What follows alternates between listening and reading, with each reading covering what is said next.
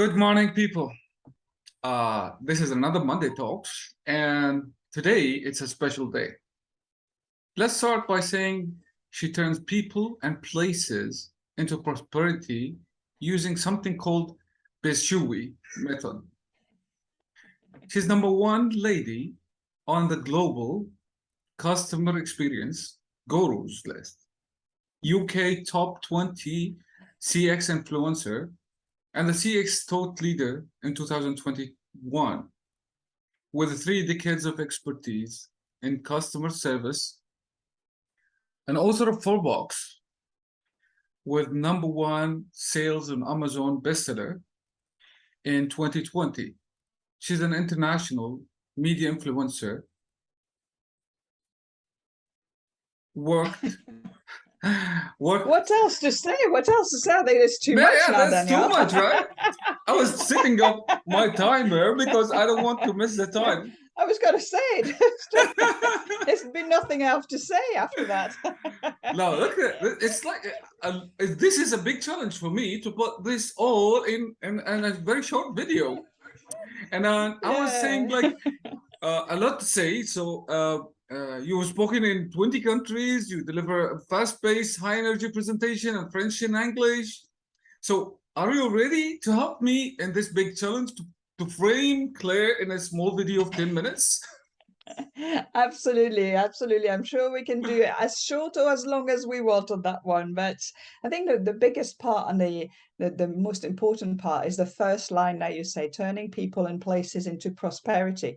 You know, it's taken me a long time to actually come up with that sentence. You know, that one sentence with a few words who's going to say exactly what you do and what going to make people think, "Ooh, I want to know more about that. How does she do that?" kind of thing, you know. Interesting. And you know, for a long time, everything that I've done was always about customer experience and helping the employees, to training them to deliver better customer service, and you know, all that kind of thing. So anything to do with the customer service, the customer experience, and then with obviously the Okay, pandemic. let me just put this in order. Let's first start by saying, okay, so much to say, and I want to introduce you, but the easiest way for me it's to give you the mic and tell people who's Claire Koth. Okay, that's fine. I'll take the mic then. Okay. I'll start again and just Yeah. say yes. No, I mean, very briefly, I'm French originally, Daniel, and I've traveled quite a bit around, you know, the world for, you know, when I was young. I worked in Disney World, I worked in France, I worked in England, and then I found a place called Jersey, which was between France and England. And it's a little island, 9 miles by 5 miles. And I kind of fell in love with this island.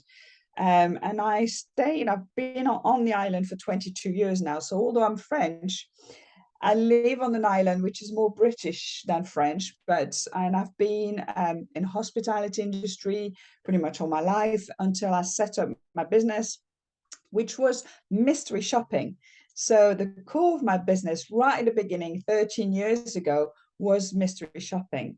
And really from mystery shopping, which is measuring the customer service, you know, then you are able to realize what's going right. So you're celebrating what's, you know, how they're doing things right in their business. And then you're doing, you know, you can also help on what isn't that right. And so that's where it all started, where I really kind of implemented a lot more in terms of customer experience, employee experience, training, you know, how do we connect on an emotional level? And it really grew into a whole more holistic approach to the customer experience by adding that little BIZSHUI word that you mentioned. I'll come back to you on this BIZSHUI. But I'm curious to know, like, how many hats do you have? You're talking about hospitalities, you're talking about real estate, because one of your posts was about real estate ins and outs. No, You were talking always. about... I've always worked in hospitality when I was young, all the way through until 13 years ago when I've set up my own business. Okay, interesting. Yeah. And I set up the business doing mystery shopping. So My background is very much in that service industry, hospitality, tourism, And working keynote with people speaker. and then yes, so then, when I set up my business and I was doing mystery shopping, I started doing keynote presentation probably about 5-6 years ago. And obviously, I've done quite a lot of work in Asia. I was in Beijing, I went to Kuala Lumpur, the Philippines, Wow. India. Brazil. So I did quite a lot of in the east part of the world. And Mm-hmm. with the pandemic, actually, it opened up the west part of the world, and I've done a lot more work in America and in Canada during the pandemic, because we could really work from anywhere in the world, and we could, inspire audiences and talk to do presentation Okay, all speaking around about the that, world. I have curious question to ask. Yes. Speaking about like being a keynote speaker all over the world, 20 countries, whatever, all over, is it still scary to take up that step up to the stage, or is it over, or you got over? Well, I think it depends. I mean, there are people which, this public speaking is one of the most fear things, but in that fear, there's probably something somewhere along the line when you were young that had stopped you doing it. Because as a child, you're not scared of anything, are you? It's only when you're being stopped doing it, or you're being told not to do it, or you're being laughed at, that you actually stop doing something. So the stage fright. I mean, for me, I'm the best when I'm on stage. I could see That's my you place. singing, dancing, motivating the people, right? Yeah, because you can actually really inspire people, but engage them. You build a rapport with an audience in a total different ways. That you would do when you're on one-to-one, and when you get that feedback from the audience, I thrive from it. The more the feedback, the more I'm Okay, let us bring some memories here. How many times you've been on stage? Oh, so keynotes. Oh, now and you're asking me a question. Real stages, so live real stage when we were in Yeah, person, I probably did about 30 stages. nice. And then virtual stages, well, that I just can't even count them. Wow, wow, wow, wow. Okay, what? um, Let's talk about what was the most difficult, and which one was the most funniest, and why? okay, so I'll start with the most difficult was really probably one of the first one actually that I Hmm. had done. I suppose you're learning from that, and I was trying to be funny, Yeah, and nobody laughed. right? And then nobody laughed, and I really kind of took it very, very personally, and I suddenly got caught into my shell, and that was it. I couldn't continue, and I really kind of got that really cut me going, because I was trying to be funny when I'm a not a funny girl, ha ha ha, but I'm full of energy. I'll do a few jokes. I'll kind of bounce with the audience, but I'm not I'm it's not my specialty to be funny, and I try to do something. And it's also the being funny. It's really important to know your audience, because if Yeah, you're trying to do something funny and you're French and you're doing an audience in India, let's say, do they not just get don't it. have the same sense of humor. So you really need to be careful when you're funny. So that's Interesting. a lesson. Um, the really, really one that I really loved was when I was in Kuala Lumpur entrance, and I kind of started the stage with "I Feel Good." The music, "I Yeah, Feel Good," doo-doo. yeah, yeah, yeah. I saw And that. I kind of walked on the stage, through the stage, and started dancing and changing the atmosphere of and then I got everybody up and dancing, and They they did. all got up and started dancing, and it was just brilliant, because we I had a saw few that. speakers beforehand. I And the saw that. speakers were quite It was spotted on you, but I could not see the audience. That was like, oh my God, let me right. see. Yeah, Mm, yeah, yeah. It was really good because they all kind of, I think the previous speakers were more of a selly speakers, they were kind of selling their product and services. And mm. so they'd been like that, looking at the speakers for a while. You could see them starting to be on their phone. And so when I arrived, and that's what you need to do when you're on stage, is you really need to kind of connect, change the audience atmosphere, and then connect with them straight away. And that once you've done that, then they will be more responsive to you, and they will engage with you throughout your talk. So I think it's important to do something right at the beginning to really kind of make an impact. Okay, let me hold you back here. A moment of seriousness. Okay, we laughed a lot, so let's go deeper now. um, I read read some of your lines when you said it was March 2020 when I lost all my clients in 3 days. Mm, All my mm, speaking engagements, training sessions, and mystery shopping programs has been canceled. I mm, went mm, down like a brick. mm, mm, mm. That was a serious moment to feel down, right? When you were watching Yeah. your children lying next to you. And can you tell us more? How did you feel that moment, and what did you do? How to get out of there? Mm. I mean, it's just you're actually just talking about it, just listening to you saying it, I've got tears in my eyes. So I'm still obviously not over it. And it's still very emotional. And actually, I've just done a vlog about this, Daniel, which I'll publish this weekend. And it's because everything that I've always done in life was always my decision. I was in control of whatever I was doing. I was in control if I changed my job. I was in control, when I got divorced. It was all kind of my decisions You, of selling the house and all that kind of things. you were a And when single March mom for like 2020, 12 years, right? yeah, yeah, Single mom. absolutely. So, I was a single mom, but I set up my own business, but I loved it all. It was kind of, a brilliant time because I was always in control. And when the pandemic arrived, phone calls arrived, emails bombarded, everything got cancelled, and I Then wasn't in what? control anymore. And suddenly you're like, what am I going to do? What am I going to do? Uh, and it all kind of really goes on top of you, and then you really go down, because it's suddenly all that positivity and optimism that I am and that energy that I've got, it just crashes. Vanished.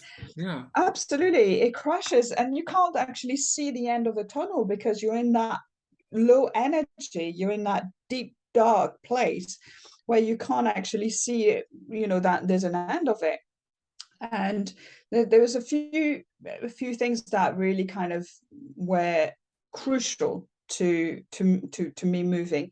So over the last kind of 10-13 years, I've been learning a lot of things, like for my job and for myself, self-development, about resilience, about emotional intelligence, about mindfulness, about feng shui, about all those kind of things that actually I'd forgotten when I was in that hole, and suddenly I needed to kind of get out of that hole, and the only way I could do that was one step at a time. And Mm-hmm. remembering that I had all those tools in myself, I had all those techniques that I knew about. And so I started doing, little step at a time, walking in the morning, taking a walk in the morning, taking a couple of moments to kind of be aware of my emotions and what I was doing and what I was thinking, reframing to a positivity, reframing all that negative thought into a positiveness, taking time to be mindful. So not necessarily sitting down and meditating for 10 minutes, but just looking around and using my five senses. When you're walking, what can you smell? What can you hear? What can you touch? What can you taste? How does it feel?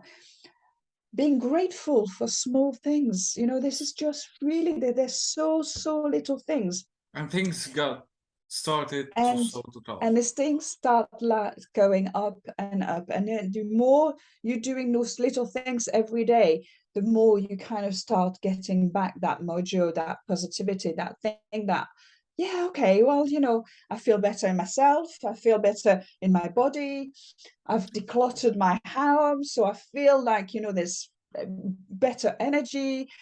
And so the whole thing started to kind of move forward, and it was just really, really powerful, very powerful when you go through those steps. All right. So you lived the experience, and I wonder, like, the hardest thing to do is to motivate people while you're down. I can Right. imagine. Yeah. So Yeah. you have Yeah. to live the experience of what you advise people to do, and you did, which is a wonderful thing. Yeah. I Okay, think you're out right. of trauma, after trauma, I don't want to give it like so much sad. We didn't have time to discuss BIZSHUI. Uh, Right. it's almost 15 minutes so far. Would you like to talk in short about it, or we Hey, move into very short advice? about it. Okay, Very, very short about it. Right. 10 done. years or 12 years ago, I've realized that, and I've discovered Feng Shui. You know, Feng Shui is the Chinese principles that our outer energy has a direct effect with our inner energy. So if you are walking in somewhere and you don't feel right, you're walking into a shop and it smells, it doesn't look right, you're gonna pick up whatever you need to pick up and then you're gonna go, right? Subconsciously, you know it doesn't feel right, you don't feel safe, you're not gonna go. And this is what Feng Shui is about. It's about that energy that you've got in the place, which is going to make you feel good inside. And so what I've done during the pandemic is actually I've decided to bring my knowledge of Feng Shui. I've discovered it. I loved it. I learned about it. I've looked at books and I got a coach and all that kind of things. And I've decided to bring the Feng Shui elements into the customer experience element and into the personal being element. So when you're creating an environment where you're going to feel good, whether it's at home or whether it's in a business or an organization, you're going to start feeling good in yourself. You're going to have all that mental decluttering things, you're creating good habits, you feel good inside, and then you're going to give great customer experience, right? It just seems so simple, right? And So that's how what BIZSHUI environment is about. can affect Yes, our feeling, and how does it affect everything we do, right? exactly, exactly. So And okay, for we're business, running really out of time. I'm so sorry. it's all right. But there's one thing we should tell everybody about, that Yes. you're moving to Dubai. Yay! Which is quite fun, and we're excited to meet in person, really. Right, it's going to be amazing. So yes, again, big life changing in my life, and this year was the year where I went to Dubai in December. Absolutely love the energy and the positivity of everybody. And I came back and I've been on this little island for 22 years, Daniel. So it's a little island, and I thought, Let's go bigger. hey, let's go big. Let's go and totally change. And then I decided to do it. So I've got 8 weeks to go before I'm moving to Dubai, and I'm so excited to be All right. going out there and coming to see you. Perfect. So guys, don't miss it. Don't miss this out. And here's your link, Claire Boscq. Yeah. I'm pronounced it right? The name Yes, is right. beautiful. Perfect. Very beautiful. So, people, that was me, Daniel Tokat, at Monday Talks, with a very great mind, Claire Boscq. If you want, she has a lot to say. Don't miss this person to get connected with. Lovely to meet you. See you all, guys, next Thank Monday. you all. Bye.